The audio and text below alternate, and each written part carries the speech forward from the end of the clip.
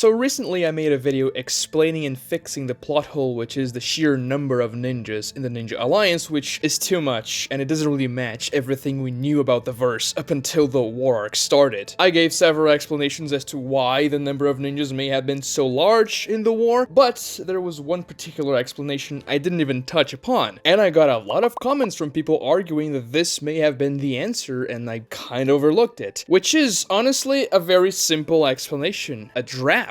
Many people argued in the comments that the Shinobi Alliance may have simply drafted several common citizens from their nations into the Shinobi Alliance to inflate their numbers and to make up a larger army to fight against the massive White Zetsu army and the Edo Tensei. After all, drafts are pretty much standard procedure in the real world and in several other fictional universes. It makes sense to draw from your population in order to go to a war, doesn't it? At least from a militaristic standpoint. And yes, it's valid to discuss those things because it's just interesting to debate what could have happened so that the Shinobi Alliance is so massive. However, this draft theory does not hold water, unfortunately. And I'm going to be explaining why there was no draft whatsoever in the Shinobi Alliance. None of those ninjas that were lined up when Gaara was making his speech were common citizens. They were all shinobi. The first thing we have to establish is that the power difference between a normal person who's never been trained as a shinobi in the Naruto universe to a very low-level ninja is just absolutely massive. Even the lowest ninjas have superhuman strength, speed, reaction time, and anything physical that you can think of. Also, being able to control your chakra is something that gives you just an immense advantage, even if you're not that good at it. Ninjas are also proficient with several types of weapons, shurikens, kunais, swords, you name it, and a normal person simply isn't. So the difference between a genin and a regular guy, even if the guy is pretty strong, is just absolutely insane. We see that even mercenaries that are not ninjas, but guys that were trained to fight and actually combat other people, protecting people in the Naruto universe, like the guys that were protecting Gato in the Land of Waves arc, were absolutely no match whatsoever for ninjas. Naruto, for example, the 12-year-old Naruto, was very inexperienced and lacked many of the qualities of a full-fledged shinobi, was able to defeat two of those mercenaries very easily before he got to the Haku-Zabuza fight on the bridge, and it's implied that those two guys who Naruto no-diffed were probably the two strongest guys in that army of mercenaries. And then when Zabuza attacked them, I mean, he didn't really attack those guys, he was just going through them so that he could go and kill Gato whenever he got taught no jutsu by Naruto. Sure, they were attacking him and they were able to hurt Zabuza a lot, even killing him in the process, but he was going through that entire army and Zabuza's goal was not to kill them, it was to kill Gato, and Zabuza had no arms while he was doing so. He only had a kunai on his mouth because Kakashi utilized both of Zabuza's arms. And those guys are not even quote-unquote common people. They are trained fighters. Sure, they're not ninjas, but they are more powerful than your average guy. And if people like that were no match for a genin like Naruto in the Land of Waves arc, imagine what normal people who never saw combat or training of any kind would fare against any shinobi, really, or the White Zetsu army for that matter. It would be kind of like throwing you, who are watching this video right now and probably doesn't have combat experience. I mean, some of you may have done martial arts before and maybe even capable at it, but imagine throwing you, a normal person, into the octagon in the UFC against a professional MMA fighter. How much of a stomp would that be? And be honest, it would just be way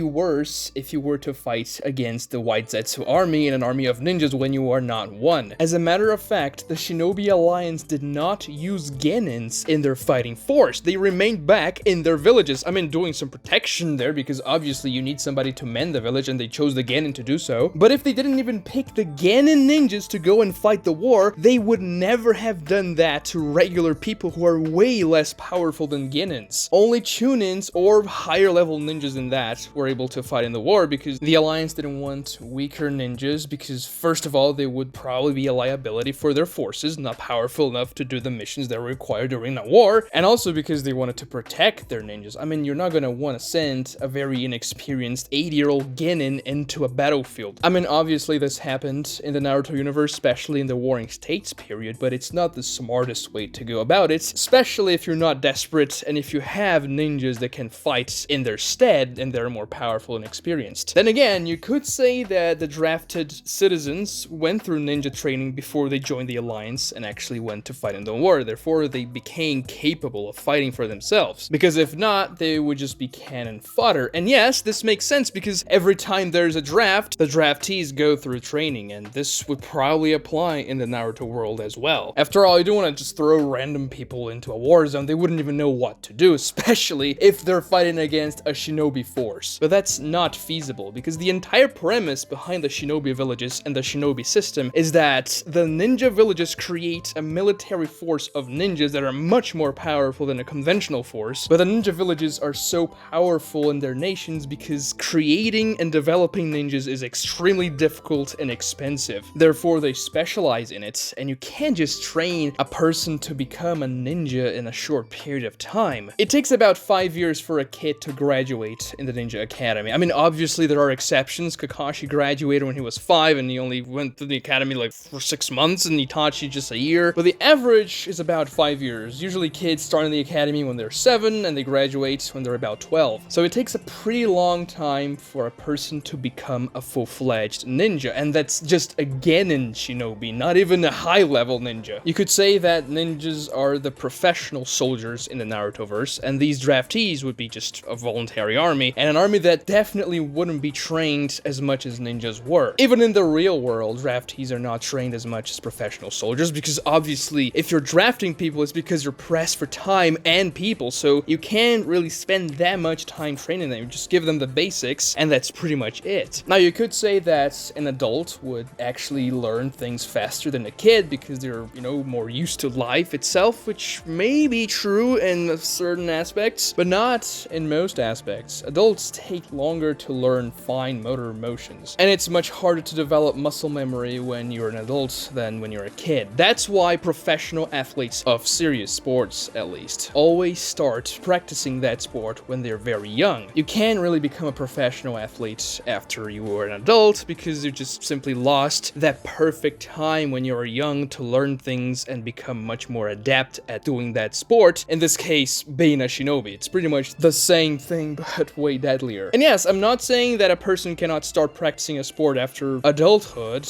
and get to a pretty good level, but you're never gonna be as good as a pro who started to play that sport when they were a kid. So drafted citizens would never reach the level of a shinobi that started training when they were 7 or 6 or even 5 in some cases, and therefore they would be a liability to the army. Just like the genins who were not called to the war would be as well. And I mean, there were 2 genins who fought in the war, Naruto and Sasuke, but don't be that guy in the comments saying, oh, actually, Naruto was a genin when he was in the 4th grade ninja war, because everybody knows that, and Naruto and Sasuke are exceptions. And even if you say, well, perhaps they just gave them more time than they would have to normal draftees in the real world to become shinobis and join the allied forces. More time to train, more time to develop their skills, but this simply wouldn't make sense in universe. We don't know exactly how long after Obito's war declaration it took for the war to start. It's difficult to measure time and universe, but it's probably not much more than a couple of months. I mean, the entire Leaf Village was rebuilt from Pain's catastrophic Shinra Tensei, because when Sasuke arrives in the Leaf Village again, everything is pretty much rebuilt, even though Sasuke was just in the downtown of the Leaf Village, so maybe he just had a view of the buildings that were rebuilt at that time, and the brunt of the buildings weren't rebuilt, but they certainly did a lot of progress into rebuilding the Leaf Village. But after all, they are ninjas, and a lot of people came to the Leaf Village to help the rebuilding of the village itself, just like Inari and Tazuna came over and provided their services to the Leaf Village as,